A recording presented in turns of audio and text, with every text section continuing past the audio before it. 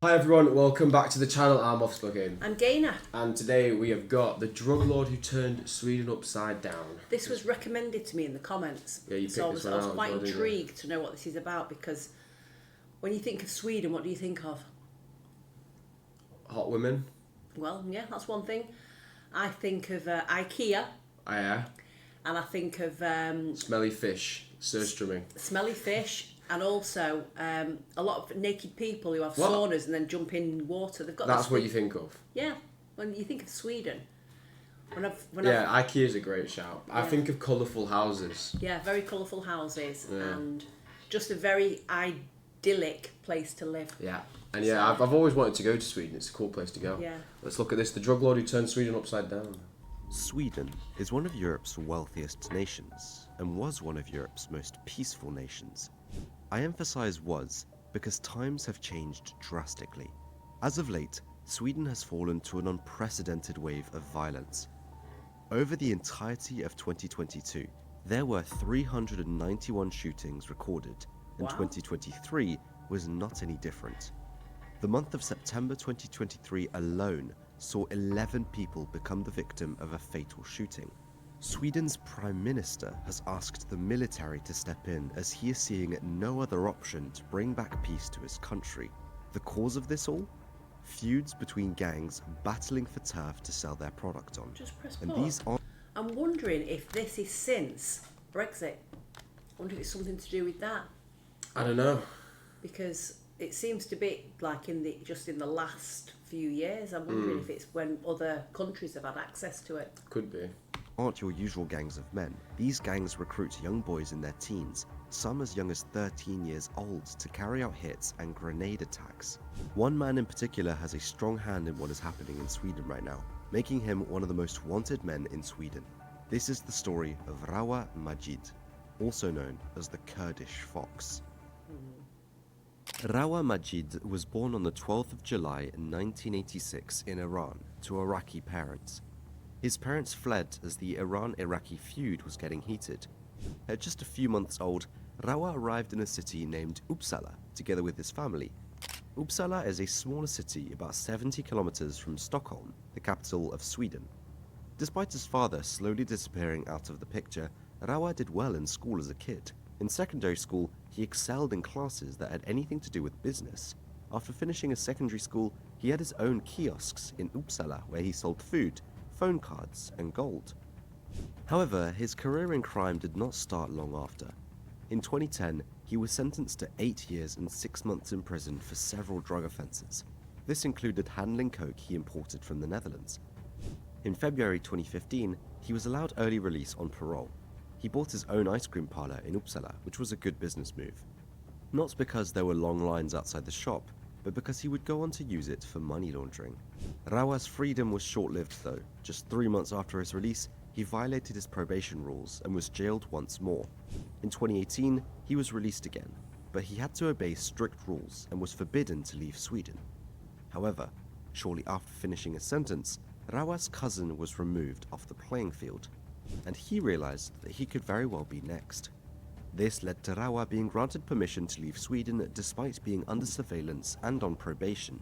He was allowed to travel to his parents' birth country, Iraq, and eventually registered himself in the birthplace of his mother named Sulaymaniyah, a city in the east of the Kurdistan region of Iraq. It must be said that right from his release, Rawa picked up where he left off and started smuggling and selling narcotics again. It wasn't until 2020 that he had emerged as the top drug smuggler of Sweden after police were able to hack into the encrypted messaging database he used. Prior to this hack, Swedish police were unaware of how big Rawa really was in the Swedish smuggling world. But how did he operate? Well, by now, Rawa Majid is better known as the Kurdish Fox, leader of the Fox Trot gang. The core members of the gang are said to consist of Rawa's family members as well as close friends he has known for years. All combined, those are about 10 people, aged between 25 and 35 years old. The core members can be identified by their golden fox rings and chains they wear. The Foxtrot gang mainly focuses on bringing in large shipments of drugs into Sweden to then sell them on to other gangs. They are also notorious because they do not shy away from using excessive violence. PGP messages have further revealed that at least since 2020, Majid was in total control of the Fox Trot gang and its business. He was in charge of the couriers that transported the drugs, the foot soldiers, and the people that guarded the stash houses. The hacked PGP messages led Swedish police to intensify their investigations into Rawa. After a year of investigations, they managed to locate him in Iraq. Together with Iraqi police, they set up an operation and raided the house Rawa was supposed to stay in November 2021, but unfortunately for them, he had just fled, and all they found was a bunch of mobile phones. The Fox was gone. It was immediately speculated that Rawa had the right contacts in Iraq, and that he was warned prior to the raid that he had to move. Right after this raid, Rawa relocated to Turkey. It remained quiet around him for just a few months, but then, in March 2022, his name would pop up again, this time in relation to a feud between his Fox Trot gang and the Bandidos, another gang in Sweden. Reason for the feud? 2 large shipments of drugs that were seized by Swedish police on February 11th and 14th. This feud would go on to have serious consequences. Just 2 weeks after the seized shipments, the Bandidos clubhouse was shot at. Nonetheless, this was nothing compared to what was about to come. It would go tit for tat, with some of the most notable actions being that of the 4th of March, where an innocent barber was removed off the playing field. The man drove in his white Mercedes near the Bandidos clubhouse as 17-year-old Peter Hassan Hagi stopped next to him and riddled him with bullets. Jeez. Police suspected the victim to be innocent, though they think the hit was aimed at someone of the Bandidos who also drove a white Mercedes. Interesting to note is that the vast majority of those involved in these gang crimes come from migration backgrounds. A report that was made in 2022 claimed that 85% of the suspects involved in the fatal shootings and other attacks were either born outside of Sweden or had at least one foreign-born parent. 2 weeks after this hit, Rawa ordered his troops to get ready for new actions against the Bandidos, and so they did. On the 28th of March, a young man can be seen running into a gym and downwards onto the staircase. It's evident that he came with a mission. Let's look at the video.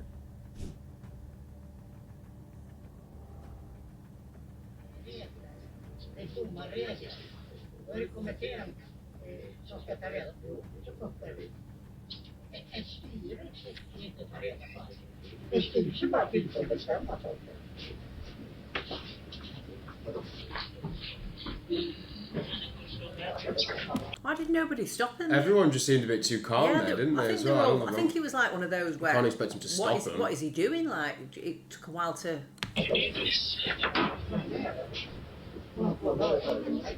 Oh, now they're going.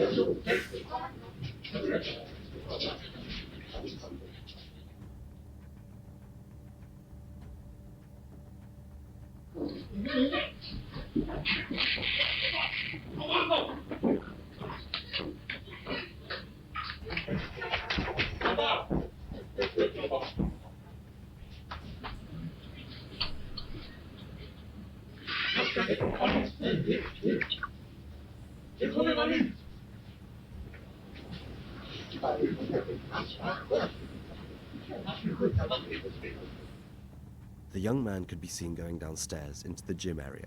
Here is where he struck someone, and you can see bystanders running up the stairs in total panic. Shortly after, the shooter also ran up the stairs again. He even tried to escape through the wrong door before someone guided him in the right direction. His mission? Get out! To remove a highly ranked Bandidos member that was also in the gym. The end result, he struck Frederick, a totally innocent man who did not survive. The hitter was just 16 years old when he did it. While all this was happening, Rawa himself remained at bay in Turkey. However, he would get in serious trouble himself too. In April 2022, Ali Eren was doing his job as a gardener in the Turkish city of Marmaris when he came across a pouch that someone had left behind. Upon opening it, Ali found bundles of cash stuffed inside the pouch. Despite making a meager salary as a gardener, Ali did not take this chance to pocket the money for himself. No, he decided to inform the police. At the station, they had counted multiple currencies with over $12,000 in total value. After checking the security cameras located near the park, police managed to identify a man called Miran Otaman. They invited Miran to the police station to pick up the pouch, which Miran of course gladly did. He introduced himself as a shipping tycoon and left behind $400 as a reward for Ali. But police had a weird feeling about this Miran Otaman. They decided to run his ID through all their databases and discovered that this was not Miran Otaman. This was an internationally wanted man. A man that had an Interpol red notice out for him. The man who they had in front of them was actually fugitive Rawa Majid, not Miran Otaman. After further investigation, Turkish police raided Rawa's villa, where they found unlicensed weapons, large sums of cash, and luxury items such as designer clothes, watches, and more. He had rented the villa with the same fake passport. During his first questioning, Rawa said that he was surprised that he got caught. I had a very high quality and well-designed fake passport. I never thought I would get arrested when I went to that police station. Was this the end to his story? Was one of Sweden's most wanted criminals finally caught and ready to be extradited? Well, no. Rawa had purchased Turkish citizenship via Turkey's Golden Passport program for approximately $400,000 in 2020. Turkey has become a safe haven for criminals, as they are able to purchase citizenship by investing the aforementioned amount into real estate in the country. Although Sweden, along with Interpol, has requested for his extradition, Turkish authorities have refused to do so for two reasons. Reason number one is his Turkish citizenship, and number two is because Sweden has refused to extradite people to Turkey whom Erdogan identified as terrorists. Rawa's extradition has become a political game. To make matters worse for Swedish authorities, Rawa was released by Turkish police a few weeks after his arrest and is now essentially a free man again. Oh, and after all this, Ali got a reward for his honesty. Keeping the pouch might have been a better option afterwards. In April 2020... I don't know, if they found out it was him, he'd have been dead. Yeah, maybe. If you find a bag full of money or a lot of money or passports, you know that there's something dodgy about it. Yeah. If you keep it, they're going to find you, they're going to hunt you down. Yeah, but realistically, how are they going to find it though? They'll find you. If they've got a lot of ways, they'll find you. 22. Right when Rawa was jailed in Turkey, Swedish police shared an extensive police report about Rawa Majid and his Fox Trot gang with the aim to help Turkish intelligence prosecute Rawa. Information such as their suspected locations, pictures of them and what they are being accused of, and more evidence. It was part of Operation Yilan. The report was labelled highly confidential and was only allowed to be read by certain police officials. Little did they know was that the document was leaked back to Rawa and his associates. Late in 2022, they arrested a suspect of the Bridge Network, another Swedish gang. Upon further investigation, they found a silver iPhone. After taking a closer look at this iPhone and going through its contents, they found the highly confidential report they had made to help Turkey. Someone had leaked it. Swedish police immediately rang the alarm and called this leak extremely serious. A Swedish official suspects a Turkish government official of leaking the documents, though they do not have any concrete evidence yet.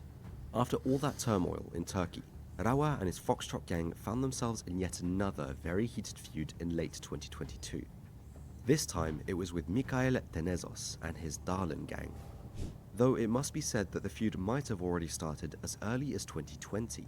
Mikhail Tenezos is a 25-year-old man, also referred to as the Greek, who, despite his young age, has allegedly managed to become a leading figure of the Darlan gang and also lived abroad for his own safety. Mikhail used to be a promising hockey player, who slowly but surely strayed away from school and hockey to hang out with his gang. Some of his former hockey teammates were surprised to hear what has become of their former teammates. For me, it's completely unimaginable, one of the team leaders said. Mikhail would have made it far if he had stuck to hockey, another leader said. He was a guy who took matters into his own hands and trained very hard. People respected him. It was known that he hung out in the wrong circles, even as a youngster, a former teammate said. It was clear that his association with the gangs at an early age led to Mikhail moving on from hockey and focus more and more on the gang life. Swedish crime journalists have said that the feud stems from a battle over the supply of narcotics in the city of Sundsvall. The city of Sundsvall was long supplied by the Darlan gang. Rawa Majid's Fox Trot gang has tried to muscle themselves in on the Sundsvall market, which led to the start of the feud, as the Darlan gang was not going to let that happen. However, it should be noted that it is also reported that it was actually the Fox Trot gang that had control over the city of Sundsvall, and that the Darlan gang tried to force its way in. Either way, it had become a battle for turf, and it definitely has not been something we have seen before in Sweden. This feud is truly ruthless. In the first 26 days of this year, there had already been 13 bomb attacks, meaning there was one attack every 2 days. One of the most notable incidents in this feud happened on the 21st of January 2023. A video surfaced that depicted once again how reckless this feud was, as well as how far these foot soldiers went. The video shows an apparent teenager. You can hear their young voices briefly, armed with a Kalashnikov, stand in front of a door as he takes his time to load the firearm. He aims at the door and unleashes 15 bullets right through the door. The apartment was home to the ex-girlfriend of rapper Thrife, who is said to be linked to the Greek. Rapper Thrife, however, was not in the apartment. His ex-girlfriend and her young child were. As somewhat of a wonder, no one got hurt. The attack seemed to be done purely as a scare tactic and was filmed as a sort of trophy. Where people used to snatch chains and other personal items of their enemies as trophies back in the day, this younger generation films their actions to show the world their ruthlessness. As if things weren't already bad enough in Sweden, on September 11th, 2023, the feuds claimed its youngest victims thus far. The remains of a 13-year-old boy were found in a forest in the Swedish municipality of Haninge after he had been reported missing. The young boy was said to have ties to several gangs, one of which was Rawa's Fox Trot gang. It was another all-time low in the feud, though it must be said the victims being such young boys weren't an exception. Less than 2 months prior to this incident, the remains of Leith al-Azawi and Mohammed Sulaiman were found in the Stockholm region. Both boys were only 14 years old. It was believed that both boys resold weapons they had gotten from the Foxtrot gang. When they weren't able to retrieve the weapons, the leaders of the Foxtrot gang were out to make them an example and had them whacked. On the 12th of September, just a day after they found the 13-year-old boy, another man was found. He was removed off the playing field in the stairwell of a building.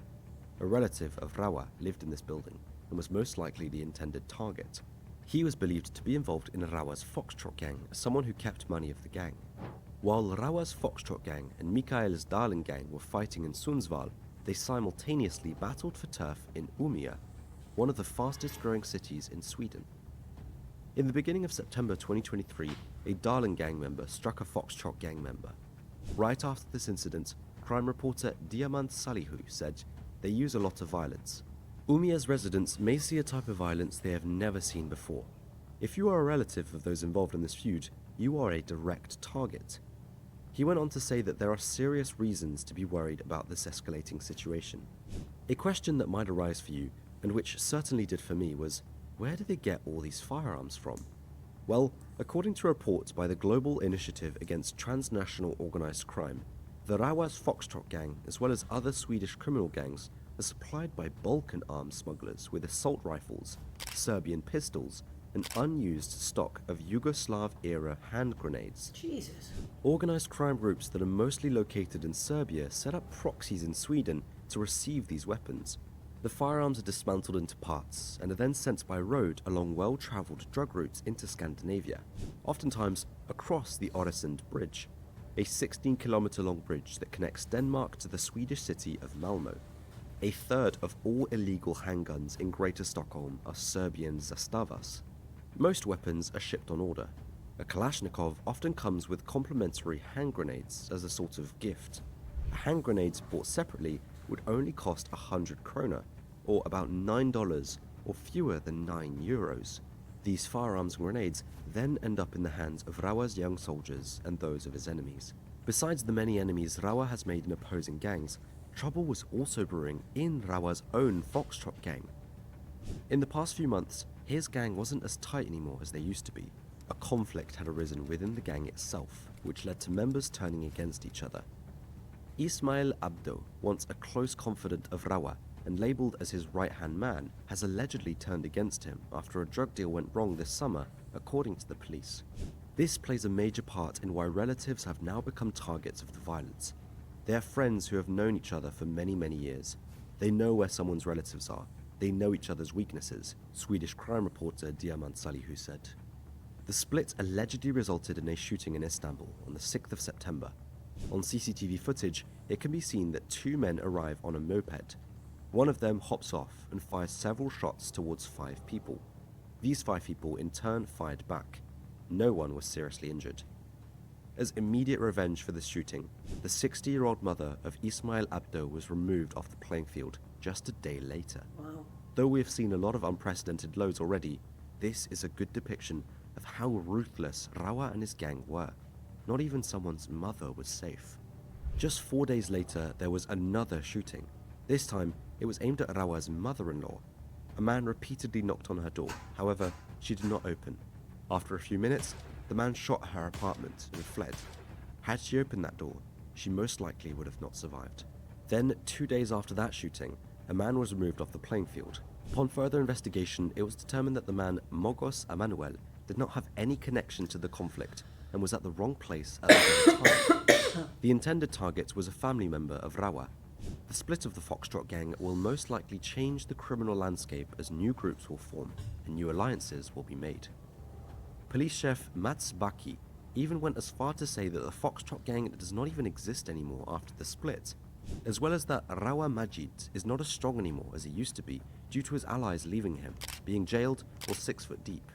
As for now, Swedish police are keeping a very close eye on the situation, hoping to gather valuable intelligence and potentially even use the tumult as an opportunity to sneak in and dismantle entire gangs, or at least arrest key figures.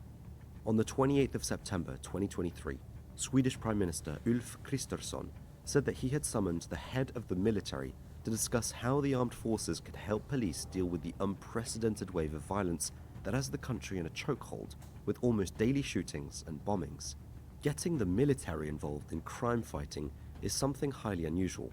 It truly emphasizes how serious the problem in Sweden is.